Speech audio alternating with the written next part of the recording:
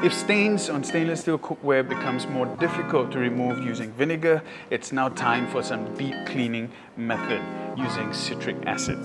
This method is considered passivation. First off, add warm water of approximately 50 to 60 degrees to completely submerge the pots and pans. Stir in citric acid in proportion of 6% to the clean water and soak for about 2 to 3 hours, which is a chemical process that can help restore the protective chromium oxide layer.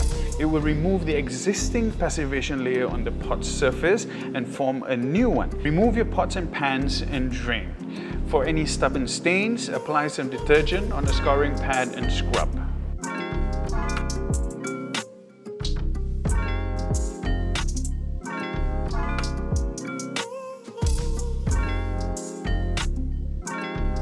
Rinse off and dry with a clean cloth.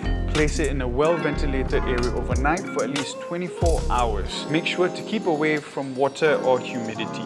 Now you have a brand new passivation layer that protects your stainless steel. I hope you guys enjoyed this video, and if you're interested in any of the pots and pans that I use, please do check out 𝘕𝘰𝘵𝘦𝘴.com. The link's on the bio. Have fun!